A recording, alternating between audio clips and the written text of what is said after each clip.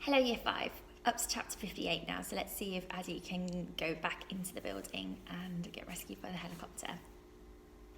Follow my voice, Addie, Guy said. I'm over here. We were playing a kind of blind man's buff, but it was a much nicer version where kids didn't push you about all the time. It was only me and Gaia playing it, and I just had to try and find her by following the sound of her voice. Addie, Addie, I'm over here, Gaia said again, and I walked uncertainly in that direction and put my hands out in front of me. I felt something solid.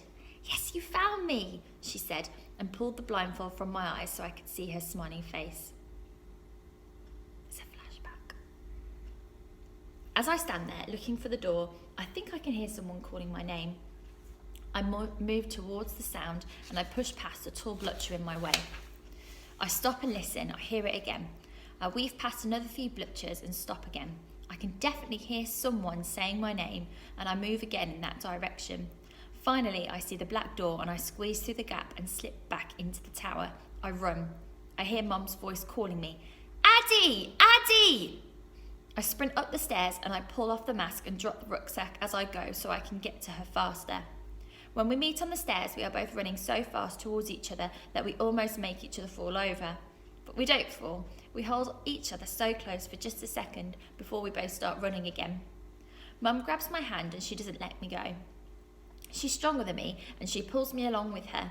For just a split moment, I think that there was a time when I was worried I would be the one pulling her from the tower, and that's when I really start running. Run, run, run. We sprint up the stairs 2 at a time. I don't have time to ask where Dory, Obi and Ben are, if they have got pigeon from Dory's flat. If we're all going to be okay.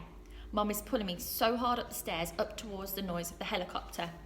When we reach the roof, the door is already open. The sound of the helicopter is so loud it fills my head with deafening vibrations. The rain lashes down on us and it's hard to keep my eyes open properly. Suddenly, Mum stops pulling me and lets go of my hand. She stands right in front of the doorway, frozen, as though someone has pressed her pause button and she's unable to move forward. Mum! I shout to her, but I don't think she can hear me over the drone of the helicopter. Mum! Her face looks slack and wax-like, her eyes dull and deadening. Please, Mum, I say, please. I hold on to one of her hands and I squeeze it tight. At first it feels like lifeless in my fingers, but then I feel Mum squeezing me back. I look up to her and see her face all twisted up as she stares at the helicopter. We take the steps over the doorway together, side by side, and then we're out onto the rooftop, the wind whipping past our faces, making us squint in its force. I can see the helicopter hovering right next to the roof. There is just a tiny bit of space. You have to step over to get from the roof to the helicopter. Inside it, I can see Obi, Dory and Ben's smiling faces, their hands reaching out to me. I go first. There is a dizzying moment when I look down the gap between the helicopter and the tower. It goes down, down, down. The earth is so far away. I glimpse a flash of the silver blue of the blutchers that have reached the tower walls, and then I'm in. Dory's arms enclose me. I look around the helicopter cabin, searching for Pigeon among the bodies. Where's Pigeon? I shout, but no one can hear me over the noise of the helicopter bays. Where's Pigeon? I shout again. Where's Pigeon? Only Obi can see I'm trying to say something, and he leans forward right towards me so I can shout directly into his ear. He looks troubled when he hears me, but he doesn't look at me. He just stands up from his seat, and as Mum is stepping into the helicopter, Obi jumps out of it. There is a lot of shouting, but then no one can hear much of what's being said.